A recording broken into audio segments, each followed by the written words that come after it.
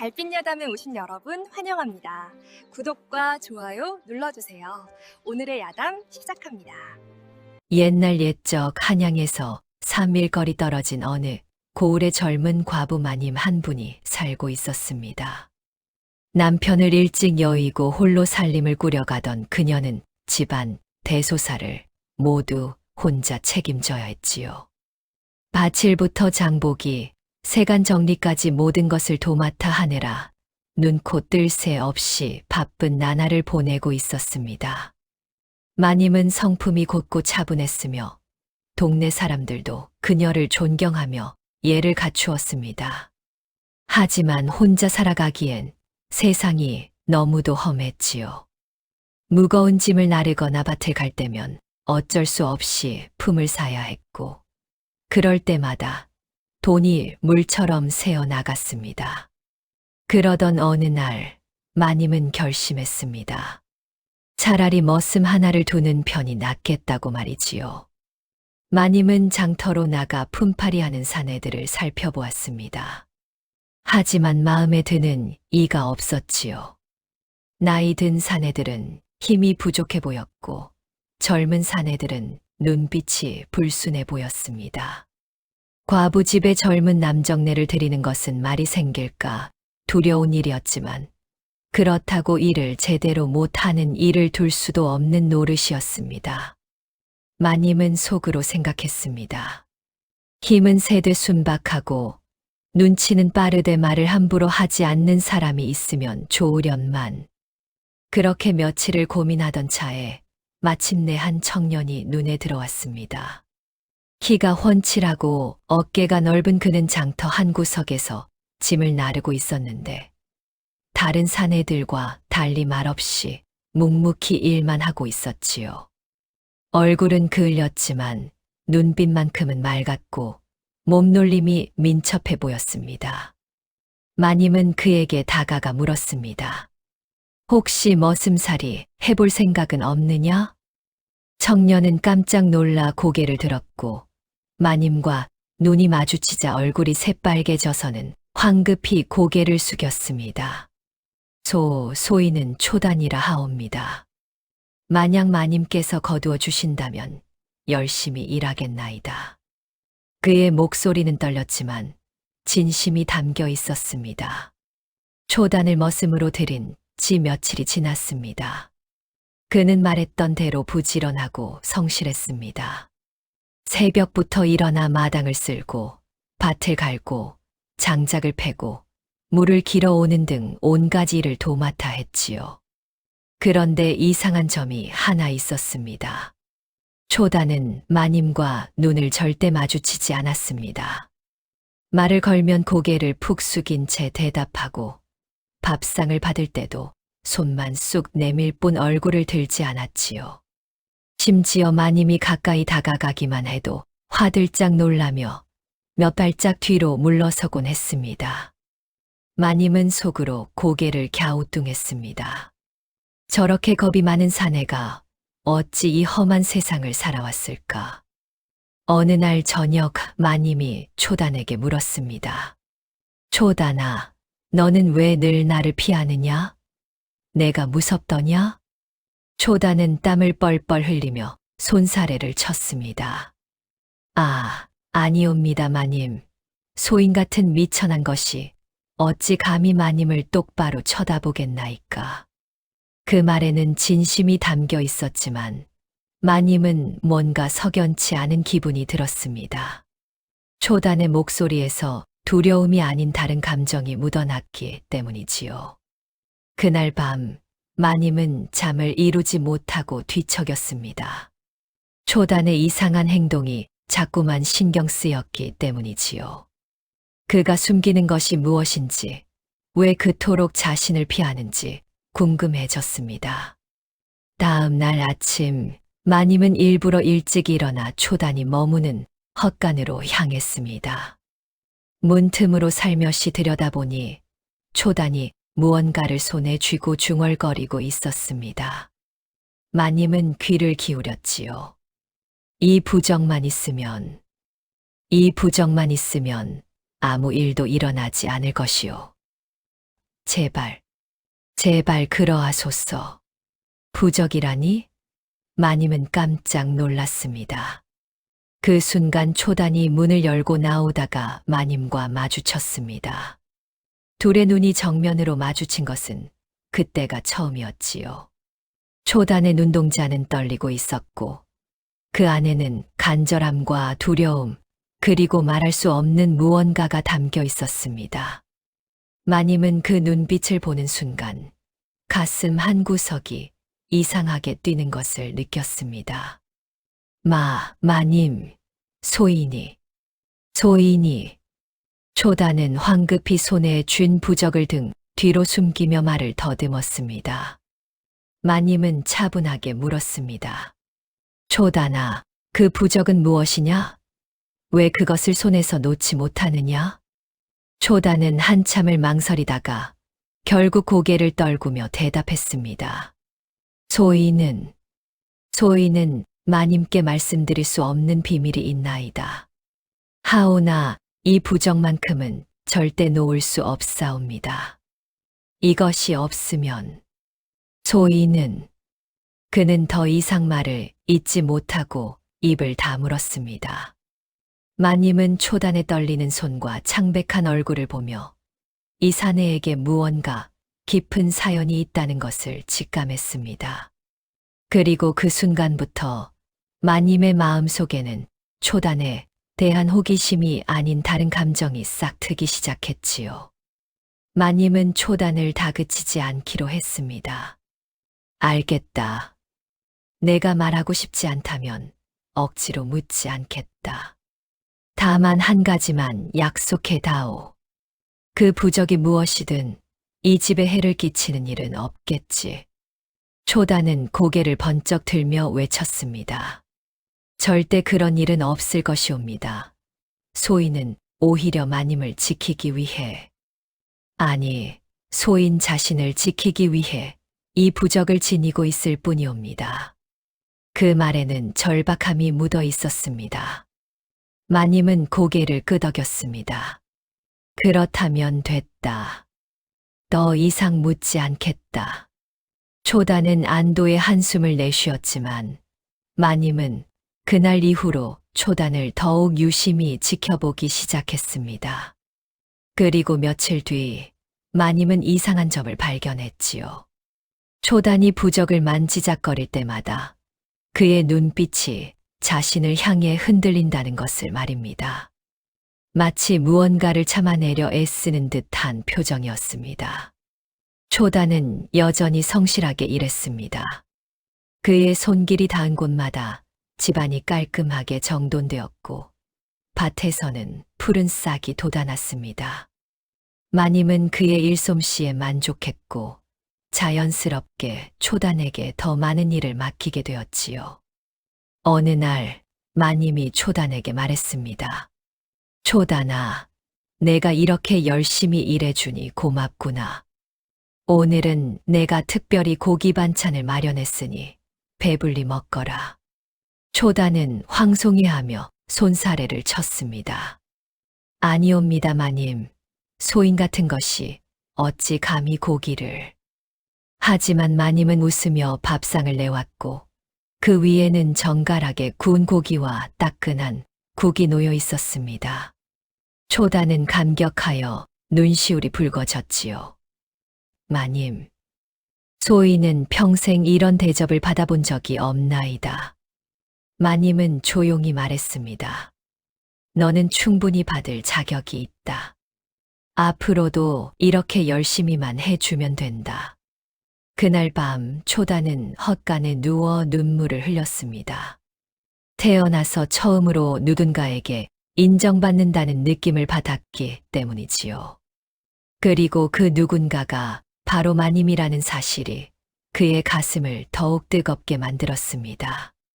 하지만 동시에 두려움도 밀려왔습니다. 이 마음이 커지면 부적으로도 막을 수 없을지 모른다. 계절이 바뀌어 여름이 찾아왔습니다. 햇볕이 뜨겁게 내리쪼이는 어느 날, 초단은 밭에서 김을 매다가 그만 쓰러지고 말았습니다. 아침부터 저녁까지 쉬지 않고 일한 탓에 기운이 다한 것이지요. 마님이 급히 달려와 초단을 부축했습니다. 초단아, 정신 차려라. 마님은 초단을 집 안으로 옮겨 온돌방에 눕히고 찬물을 떠다가 이마에 적신 수건을 얹어 주었습니다. 그리고는 직접 죽을 쓰어 초단의 입에 떠 넣어 주었지요. 초단은 정신을 차리고 깜짝 놀랐습니다. 마님, 이게 무슨 일이옵니까? 소인이 마님의 방에. 그것도 마님께서 직접 죽을. 마님은 담담하게 말했습니다. 아픈 사람을 돌보는 것이 무엇이 이상하냐? 내가 쓰러진 것은 내가 너무 일을 많이 시킨 탓이다. 미안하구나. 초단은 그 말을 듣고 가슴이 벅차올랐습니다. 주인이 머슴에게 미안하다고 말하다니 이것은 꿈인가 생시인가 싶었지요. 마님, 소인은 마님의 은혜를 평생 잊지 못할 것이옵니다. 마님은 부드럽게 미소 지으며 말했습니다. 그럴 것 없다. 다만 앞으로는 무리하지 말고 힘들면 쉬어가며 일하거라. 내 몸이 상하면 나도 곤란하니까. 그날 밤 초단은 부적을 꺼내 들고 한참을 들여다보았습니다. 부적의 글씨는 여전히 선명했지만 그의 마음은 점점 흔들리고 있었습니다. 이 부적이 정말 나를 지켜주고 있는 것일까? 아니면 오히려 나를 가두고 있는 것은 아닐까? 하지만 그는 여전히 부적을 놓을 수 없었습니다. 부적을 놓는 순간 자신의 마음이 어떻게 변할지 두려웠기 때문이지요. 초단이 회복한 뒤 마을에 소문이 돌기 시작했습니다. 과부 마님 댁에 젊은 머슴이 들어갔다더라. 그것도 마님이 직접 방에 들여 간호했다지 뭔가. 아이고, 그게 무슨 꼴인가. 홀로 사는 마님이 젊은 사내와 한 지붕 아래. 사람들의 수군거림은 날이 갈수록 심해졌고 급기야 마님의 귀에까지 들어왔습니다. 마님은 장을 보러 나갔다가 우물가에서 아낙네들이 자신을 힐끔거리며 웃는 것을 보았지요. 초단 역시 마을 사람들의 시선을 느꼈습니다. 장작을 사러 나갔을 때 한 노인이 비아냥거리듯 말했지요. 젊은 것이 제 분수도 모르고 과부 댁에 붙어 살면 어쩌자는 거냐?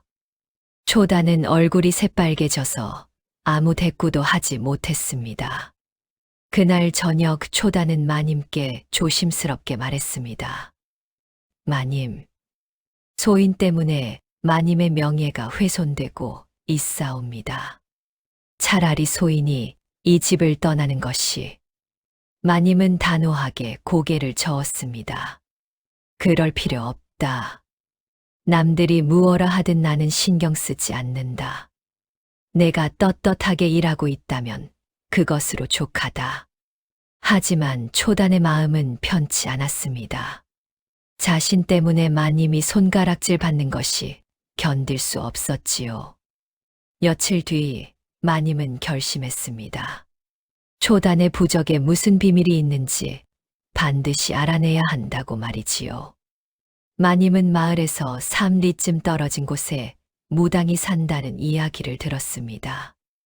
마님은 초단에게 말했습니다. 초단아, 오늘 나와 함께 심부름을 가야겠다. 산 너머 마을까지 다녀와야 하니 짐을 메고 따라오너라. 두 사람은 산길을 넘어 무당의 집에 도착했고 마님은 무당에게 부적에 대해 조심스럽게 물었습니다. 무당은 고개를 갸우뚱하더니 이렇게 말했지요. 부적이라 함은 대개 액을 막거나 복을 부르는 것이요. 하나 때로는 마음을 가두는 부적도 있다 하오. 마님은 고개를 끄덕이고 집으로 돌아가려 했습니다. 그런데 그 순간 하늘이 갑자기 어두워지더니 천둥 소리가 요란하게 울려 퍼졌습니다. 이어 하늘이 찢어지는 듯한 장대비가 쏟아지기 시작했지요. 마님, 비를 피해야 하옵니다. 초단이 외쳤지만 이미 사방이 물바다가 되어 가고 있었습니다. 산길은 순식간에 진흙탕이 되었고 돌아갈 길은 계곡물이 불어나 완전히 끊겨 버렸습니다. 마님이 사방을 둘러보다가 말했습니다. 저기, 저 언덕 위에 빈 사랑채가 보인다. 저곳으로 가자. 초단은 화들짝 놀라며 손사래를 쳤습니다. 아니옵니다, 마님. 소인은 헛간이든 처마 밑이든 어디서든 비를 피할 수 있사옵니다. 그때 번개가 바로 옆 나무에 떨어졌습니다. 우지끈 소리와 함께 나무가 쓰러지며 길을 막아버렸지요. 마님은 단호하게 말했습니다. 죽을 셈이 아니거든 따라 들어오너라. 초단은 겁먹은 강아지처럼 우물쭈물하다가 결국 마님을 따라 사랑채 안으로 들어갔습니다. 방 안은 좁았고 온돌은 하나뿐이었습니다. 초단은 구석에 몸을 웅크리고 앉아 있었고 마님은 젖은 옷을 벗어 걸기 위해 방 안을 살폈습니다. 마님이 말했습니다. 초단아, 저고리를 벗어 말리거라. 젖은 옷을 그대로 입고 있으면 몸을 상한다. 초단은 손을 부들부들 떨며 대답했습니다. 아니옵니다, 마님. 소인은 괜찮사옵니다. 마님은 한숨을 쉬며 등을 돌렸습니다. 그럼 나는 내 옷을 벗겠다. 너도 등 돌리고 옷을 벗거라. 이대로 있다간 둘 다 병들어 죽는다. 초단은 눈을 질끈 감고 벽을 향해 몸을 돌렸지요. 손에서는 땀이 줄줄 흘러내렸고 가슴은 터질 듯 뛰었습니다. 한참 뒤 마님이 말했습니다. 나는 다 입었다. 너도 빨리 옷을 말려라. 초단은 떨리는 손으로 저고리를 벗었습니다. 그리고 옷을 걸려고 일어서는 순간 손에서 무언가가 떨어졌습니다. 바로 부적이었습니다. 부적은 마루 한가운데 떨어져 펼쳐졌고 마님은 그것을 보았습니다. 붉은 글씨로 쓰인 부적에는 이렇게 적혀 있었지요. 정욕을 끊고 마음을 안정케 하소서. 마님은 잠시 말없이 부적을 바라보았습니다. 그리고는 조용히 물었습니다. 초단아, 이 부적은 무엇이냐? 초단은 황급히 부적을 집어들며 말했습니다. 이것은 소인의 마음을 다스리기 위해. 마님은 초단의 눈을 똑바로 바라보았습니다. 내 마음을 다스린다는 것이 무슨 뜻이냐? 무엇이 그리 두려워서 부적까지 지니고 다니느냐? 초단은 고개를 떨구고 한참을 침묵했습니다. 밖에서는 여전히 비가 세차게 쏟아지고 있었고 천둥 소리만이 정막을 깨뜨렸지요. 그리고 마침내 초단이 떨리는 목소리로 말했습니다. 소인은 마님을 보는 순간부터 마음이 흔들렸나이다. 하오나 소인 같은 천한 것이 감히 마님을 우러러볼 수는 없는 일. 그래서 이 부적으로 마음을 억누르고 또 억눌러 왔사옵니다. 마님은 숨이 멎는 듯 했습니다. 그렇다면 내가 나를 피한 것도 눈을 마주치지 않은 것도 모두 소인의 마음이 드러날까 두려워서였나이다. 방 안은 다시 고요해졌습니다. 두 사람의 숨소리만이 온돌 위에서 겹쳐졌지요. 마님은 천천히 말했습니다. 그 부적을 태워버려라. 내가 진심으로 나를 우러르는 마음이 있다면 부적 따위로 가둘 것이 아니다. 초단은 부적을 손에 쥔 채 온몸을 떨었습니다. 하지만 끝내 부적을 놓지 못했지요. 소인은 아직 두렵사옵니다. 마님은 더 이상 말하지 않았습니다. 그렇게 두 사람은 말없이 밤을 지새웠습니다. 비는 새벽까지 계속 내렸고 방 안의 공기는 뜨겁게 달아올라 있었지요. 다음 날 아침 비는 그쳤고 두 사람은 집으로 돌아왔습니다. 하지만 그날 이후로 초단은 더욱 마님을 피하기 시작했습니다. 아침 일찍 일어나 밭으로 나가 해가 질 때까지 돌아오지 않았고 밥도 헛간에서 혼자 먹겠다며 고집을 부렸지요. 마을의 소문은 더욱 심해졌습니다. 누군가 두 사람이 빈 사랑채에서 밤을 보낸 것을 보았다는 소문이 퍼진 것이지요. 결국 그렇게 된 게야. 과부와 머슴이 한 방에서 밤을 보냈다지 않은가. 그날 저녁 초단은 마님 앞에 무릎을 꿇고 말했습니다. 마님, 소인이 떠나야 할 때가 온 것 같사옵니다. 마님은 단호하게 고개를 저었습니다. 그 밤 너는 분명 흔들렸지. 내 마음이 움직인 것을 나는 보았다. 그런데 왜 지금 도망치려 하느냐? 초단은 고개를 떨구었습니다. 소인은 마님을 감당할 수 없사옵니다. 소인 같은 미천한 것이 마님을 우러르는 것 자체가 죄이옵니다. 며칠 뒤 마을에 새로운 현감이 부임했습니다. 그 현감은 탐욕스럽고 교활하기로 소문난 자였는데 부임 첫날부터 마을 사람들에게 무거운 세금을 거두려 했지요. 현감의 부하들이 마님의 집에 찾아와 말했습니다. 과부 마님, 세금을 내시오. 땅이 넓으니 쌀 20섬을 바치시오. 마님은 깜짝 놀랐습니다. 20섬이라니요. 그것은 1년 농사를 다 거둬도 모자랄 양입니다. 그럼 다른 방법이 있소. 현감 나리께서 마님을 첩으로 드리고 싶어 하시니 그리하시면 세금은 면제해 드리지. 마님은 얼굴이 새하얗게 질렸습니다. 부하들이 돌아간 뒤 마님은 주저앉아 한숨을 쉬었습니다. 초단은 그 이야기를 듣고 부들부들 떨며 말했습니다. 마님, 소인이 어떻게든 해보겠나이다. 다음 날 아침 초단은 관아로 찾아갔습니다. 현감은 비웃으며 말했지요. 내가 과부댁 머슴이냐? 들으니 주인 마님과 정을 통했다지. 그런 일은 없었사옵니다. 거짓말 마라. 온 마을 사람들이 다 아는 일을. 좋다. 그럼 내가 한 가지 제안을 하지. 내가 마님을 설득해서 내 첩으로 들어오게 하면 세금을 모두 면제해 주겠다. 초단은 두 주먹을 불끈 쥐었습니다.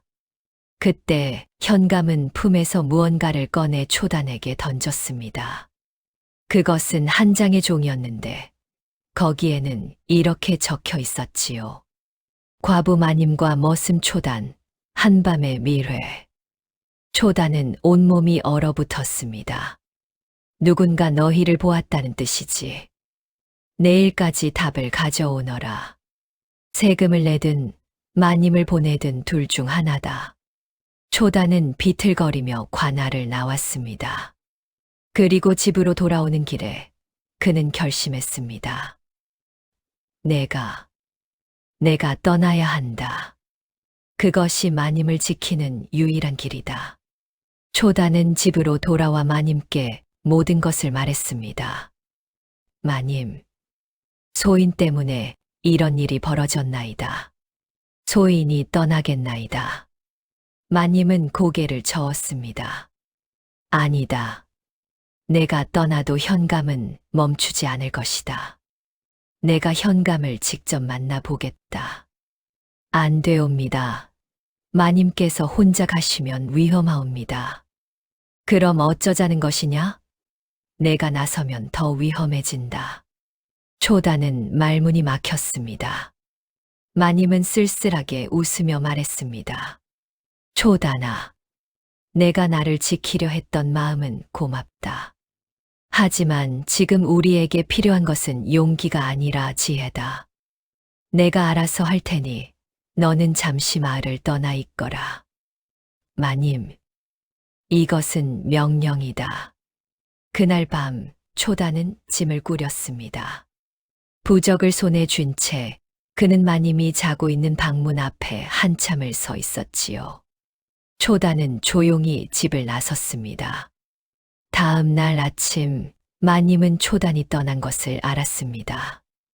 헛간은 텅 비어 있었고 마님은 가슴 한 구석이 무너지는 것을 느꼈습니다. 결국 도망쳤구나. 하지만 슬퍼할 시간은 없었습니다.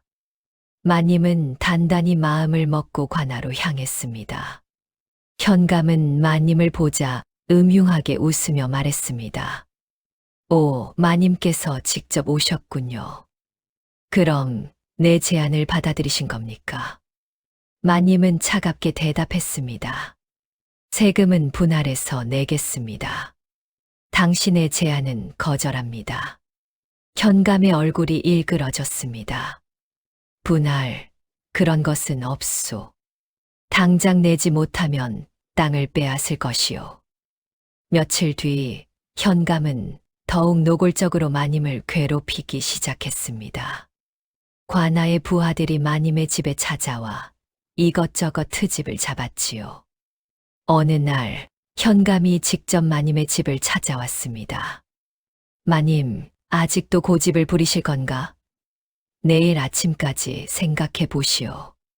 집을 잃고 거지가 되든 아니면 내 곁에서 편안히 살든 둘 중 하나요. 그날 밤 어둠 속에서 발소리가 들려왔습니다.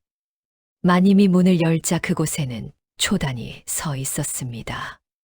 그의 옷은 남루했고 얼굴은 수척해져 있었지요.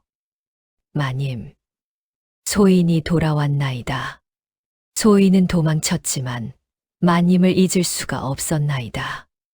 그리고 마님께서 위험에 처하셨다는 소식을 듣고 달려왔나이다. 마님은 눈물을 흘리며 초단을 일으켜 세웠습니다. 어리석은 사람. 내가 돌아오면 더 위험해진다. 초단은 고개를 저었습니다. 소인은 이제 도망치지 않겠나이다. 마님을 지키겠나이다. 비록 소인이 미천하나 이 목숨 바쳐서라도. 그 순간 초단은 품에서 부적을 꺼내 불 속에 던졌습니다. 부적은 활활 타올랐고 재가 되어 사라졌지요. 이제 소인에게는 부적이 필요 없사옵니다. 마님만 있으면 되옵니다. 초단이 돌아온 다음 날 현감은 그 소식을 듣고 분노했습니다. 머슴 놈이 다시 돌아왔다고. 감히. 현감은 부하들을 보내 초단을 잡아왔습니다. 관아에 끌려간 초단은 현감 앞에 무릎을 꿇었습니다. 내 놈이 돌아올 줄은 몰랐구나. 당장 곤장 30대를 쳐라. 부하들이 초단을 끌어내려 하자 마님이 뛰어들었습니다. 안 됩니다. 제가 나리의 첩이 되겠나이다. 그러니 초단을 풀어주십시오. 초단은 눈이 휘둥그레졌습니다. 마님, 안 되옵니다. 그런 말씀을 하시면. 현감은 만족스러운 표정을 지으며 말했습니다. 호, 이제야 정신을 차렸군. 좋다. 그럼 오늘 저녁 내 집으로 오시오. 저녁이 되자 마님은 곱게 단장하고 현감의 집으로 향했습니다. 하지만 그녀의 손에는 작은 칼 한 자루가 숨겨져 있었지요. 마님이 현감의 집에 도착했을 때 현감은 술상을 차려놓고 기다리고 있었습니다. 오, 마님께서 오셨군요. 어서 앉으시오. 마님은 냉랭한 표정으로 자리에 앉았습니다. 현감은 술잔을 따르며 말했습니다. 이제부터 마님은 내 사람이요. 이 술을 드시오. 마님은 천천히 술잔을 들어 입에 댔습니다. 그러나 그 순간 문이 벌컥 열리며 초단이 뛰어들어왔습니다. 마님, 그 술을 마시지 마시옵소서. 소인이 관아 부하에게 들었나이다. 그 술에는 약이 들어있다 하옵니다. 현감은 당황하며 변명했습니다. 허튼 소리, 무슨 약이 들었단 말이냐? 초단은 술잔을 집어들고 말했습니다. 그렇다면 날이 깨서 먼저 드시지요. 현감은 얼굴이 새하얗게 질렸습니다. 그 순간 밖에서 사람들의 목소리가 들려왔습니다. 현감이 과부 마님을 겁탈하려 한다더니 마을 사람들이 소문을 듣고 몰려온 것이었습니다. 초단이 마을을 돌며 사람들에게 알렸던 것이지요. 현감은 다급해졌습니다. 이것은 오해요. 하지만 사람들은 이미 현감의 악행을 알고 있었습니다. 마님은 벌떡 일어나 밖으로 나갔고 초단이 그녀를 부축했습니다. 하지만 현감은 쉽게 물러서지 않았습니다. 그는 부하들을 불러 사람들을 해산시키려 했고 칼을 빼들고 위협했지요. 감히 관아의 일에 백성들이 끼어들 셈이냐. 당장 물러서지 않으면 모두 반역죄로 다스리겠다. 사람들은 칼 앞에서 주춤거렸습니다. 초단은 마님을 등 뒤로 감싸며 외쳤습니다. 소인을 죽이시려거든 죽이시옵소서. 하오나 마님께는 절대 손대지 못하게 하리다. 현감은 비웃으며 부하들에게 명령했습니다. 저놈을 잡아라. 부하들이 일제히 달려들었습니다. 초단은 맨손으로 맞서 싸웠지만 한 부하의 칼이 초단의 어깨를 스쳤고 피가 흘러내렸습니다. 초단. 마님이 비명을 질렀습니다. 초단은 피를 흘리면서도 마님 앞을 지켰습니다. 마님. 소인이 지키겠나이다. 그 순간 하늘에서 천둥이 울렸습니다. 갑자기 먹구름이 몰려들더니 비가 쏟아지기 시작했지요. 사람들은 놀라 하늘을 올려다보았습니다. 하늘이 노하셨다. 번개가 내리쳐 현감의 집 기둥을 강타했습니다. 우지끈 소리와 함께 지붕 일부가 무너져 내렸지요. 천벌이다. 하늘이 현감을 벌하고 계신다. 현감도 겁을 먹었습니다. 바로 그때 마을의 원로 노인이 군중 사이를 뚫고 나왔습니다. 현감, 그대의 악행이 이미 상부에 알려졌소. 감찰사가 곧 도착할 것이오. 현감은 얼굴이 새하얗게 질렸습니다. 감찰사가. 그렇소. 그대가 세금을 부당하게 거두고 백성들을 괴롭힌 일이 모두 보고되었소. 이제 그대는 끝이오. 노인은 초단과 마님을 바라보며 말했습니다. 두 분은 안심하시오. 이제 모든 것이 밝혀질 것이오. 마님은 초단을 부축하며 눈물을 흘렸습니다. 초단아, 견뎌라. 조금만 더 견뎌라. 초단은 희미하게 웃으며 말했습니다. 마님, 소인은 괜찮사옵니다.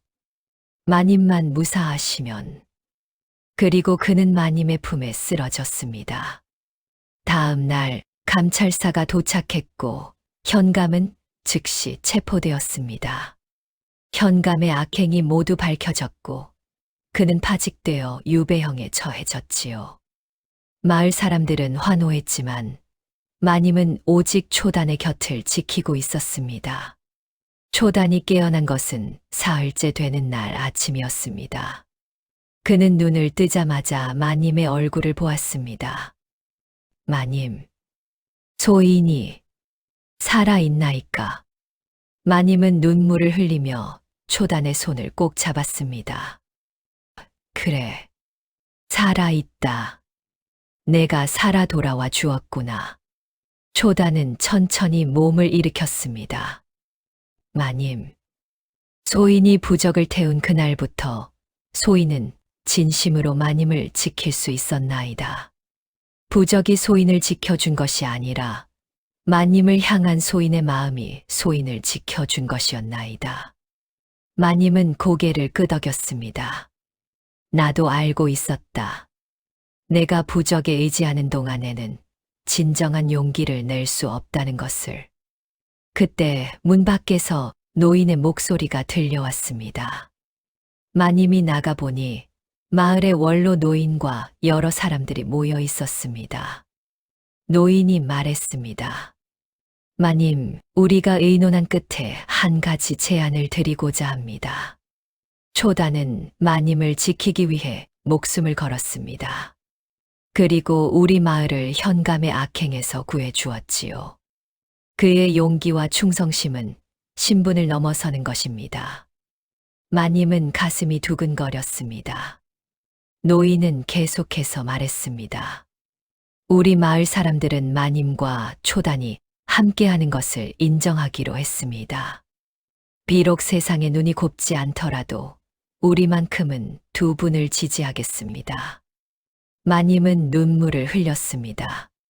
사람들이 하나둘 고개를 끄덕였습니다. 마님은 집 안으로 달려가 초단에게 소식을 전했습니다. 초단은 믿기지 않는다는 표정으로 눈물을 흘렸습니다.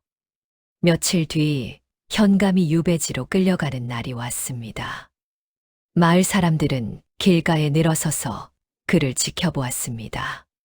한때 권력을 휘두르며 백성들을 괴롭히던 현감은 이제 초라한 죄인의 모습으로 쇠사슬에 묶여 끌려가고 있었지요.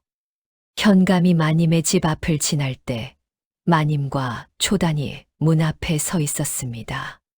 현감은 두 사람을 보자 이를 갈며 말했습니다. 너희들 때문에 내가 이 꼴이 되었다. 마님은 차갑게 대답했습니다. 아니요. 당신 스스로 자초한 일이요. 당신이 욕심을 부리지 않았더라면, 백성들을 괴롭히지 않았더라면 이런 일은 없었을 것이요. 초단도 말했습니다. 나리께서 권력을 올바르게 쓰셨더라면 백성들의 존경을 받았을 것이옵니다. 현감은 아무 말도 하지 못하고 고개를 떨구었습니다. 현감은 비틀거리며 앞으로 나아갔고 곧 마을 밖으로 사라졌습니다. 마을 사람들은 환호했습니다. 드디어 악인이 벌을 받았다. 그날 저녁 마을 사람들은 잔치를 열었습니다. 현감이 떠난 것을 축하하고 마님과 초단의 용기를 치하하기 위해서였지요. 계절이 바뀌어 가을이 찾아왔습니다. 마님의 밭에는 황금빛 곡식이 가득 익어 있었고 초단은 부지런히 추수를 하고 있었습니다. 이제 그는 더 이상 머슴이 아니었습니다. 마님의 동반자였지요. 두 사람은 마을 사람들의 축복 속에서 혼례를 올렸습니다. 비록 신분의 차이가 있었지만 진심은 그 무엇보다 강했습니다. 어느 날 저녁 두 사람은 마루에 나란히 앉아 석양을 바라보고 있었습니다. 초단이 조심스럽게 말했습니다. 부인. 소희는 아직도 꿈만 같사옵니다.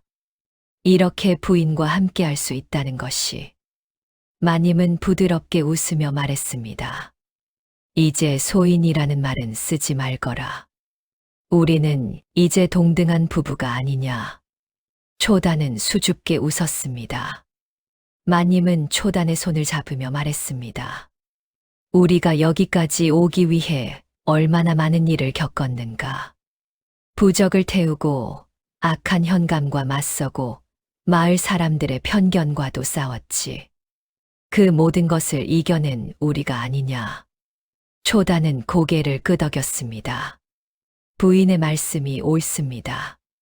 저는 부적에 의지하며 제 마음을 억누르려 했었지요. 하오나 그것은 진정한 해결책이 아니었습니다. 제가 진심을 마주하고 용기를 냈을 때 비로소 모든 것이 바뀌었습니다. 마님은 하늘을 바라보며 말했습니다. 세상은 신분과 격식을 따지지만 진심만큼은 그 무엇도 막을 수 없다는 것을 우리가 증명했지. 그리고 진정으로 옳은 일을 하면 하늘도 사람도 결국 우리 편이 된다는 것을 배웠구나. 초단은 마님의 손을 꼭 잡았습니다. 부인, 저는 평생 부인을 지키며 살겠나이다. 이 약속만큼은 절대 어기지 않겠나이다. 두 사람은 서로를 바라보며 미소 지었습니다. 석양빛이 두 사람을 따뜻하게 감싸 주었지요. 마을 사람들은 이 두 사람의 이야기를 오래도록 기억했습니다. 신분의 차이를 넘어 진심으로 사랑한 마님과 머슴, 그리고 용기와 정의로 악을 물리친 두 사람의 이야기를 말입니다. 옛말에 백절불굴이라는 말이 있습니다. 어떠한 난관에도 굽히지 않고 이겨나간다는 뜻이지요. 마님과 초단은 바로 그런 사람들이었습니다. 세상의 편견과 악한 권력 앞에서도 굽히지 않고 진심과 용기로 자신들의 길을 개척했던 것입니다. 그리고 무엇보다 중요한 것은 진정한 사랑은 부적이나 주술로 막을 수 없다는 것입니다.